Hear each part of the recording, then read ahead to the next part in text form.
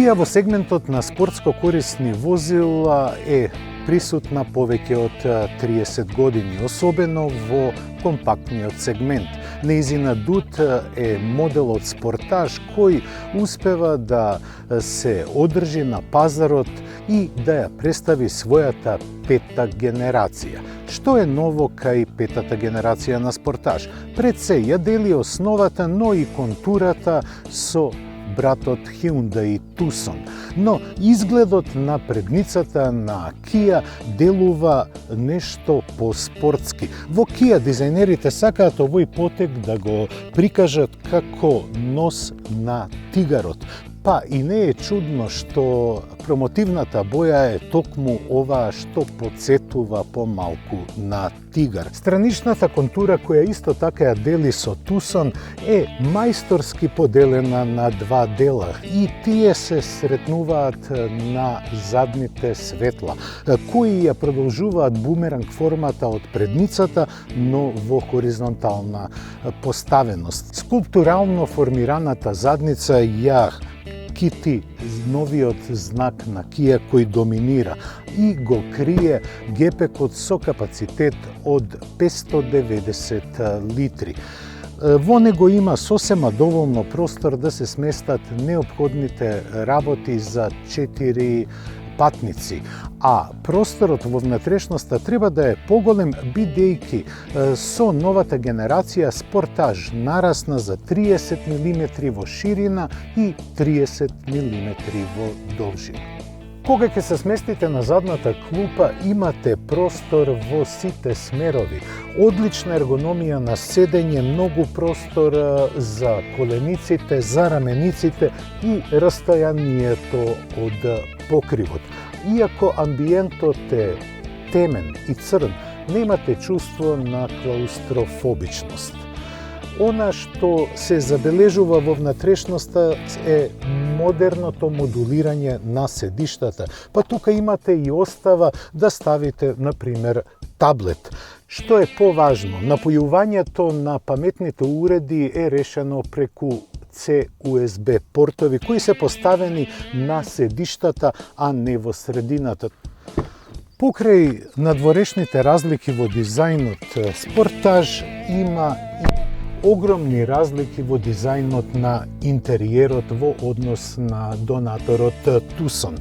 Ако Tucson има модерна внатрешност, спортаж има импресивна. Пред возачот има два 12,3 инчни монитори. На едниот се отсликуваат сите параметри неопходни за возење, додека на другиот се отцртуваат параметрите на конективните системи и асистентите во возењето.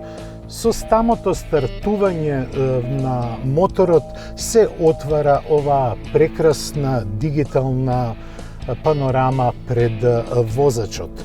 На располагање се и 3 модуси на возење, кои ќе видиме како се однесуваат додека го возиме спортаж.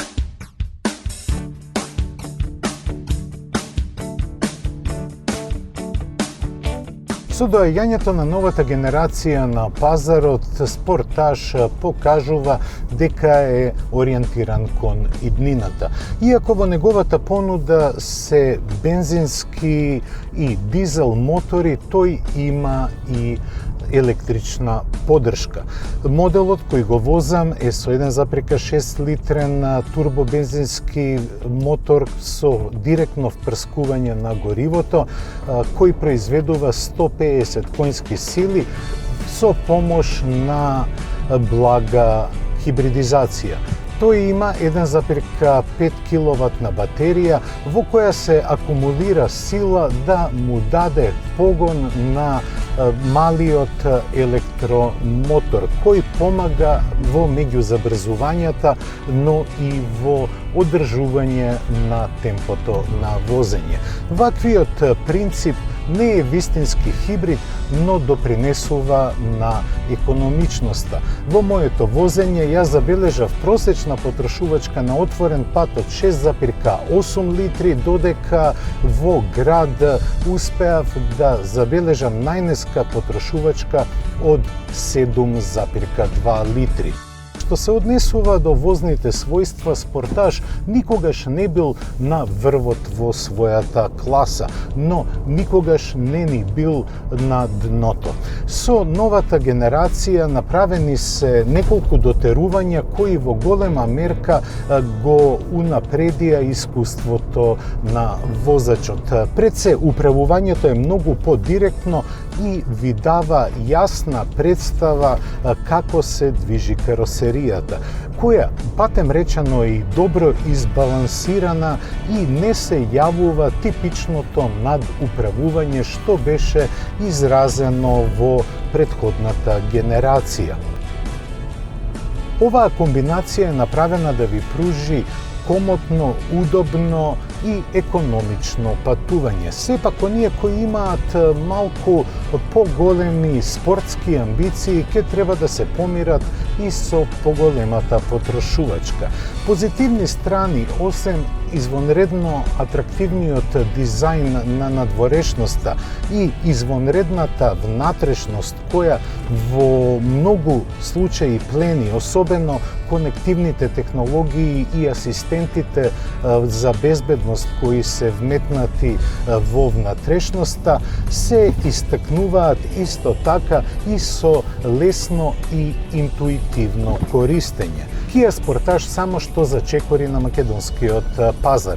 Јас сум задуправувачот на најопремената верзија, која е опремена со 7-степен автоматски менувач и погон на предните тркала. Оваа комбинација со извонредниот приказ пред возачот се добива за 36.800 евра. Секако дека Kia со Sportage отвара едно ново поглавие во своето постоење. Следната година ќе дојде и плагин хибридната изведба која ќе располага со 225 конски сили. Се разбира дека ќе биде и поскапа. Но она што е поважно е дека и на пазарите како што е македонскиот, Sportage буди голем интерес на публиката, а како што стојат работите и цената не му е голем проблем. Дури и најмалку опремената верзија која го има овој извонреден приказ пред возачот чини нешто повеќе од 25.000 евра.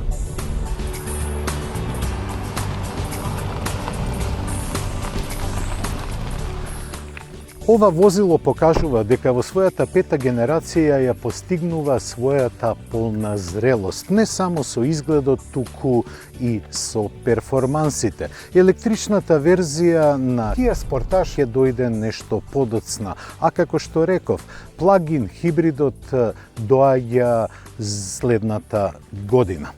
Тоа беше се што подготвивме за денешното издание на Автомагазин. За следното, за 7 дена ветуваме уште еден тест на уште едно возбудливо возило. До гледање!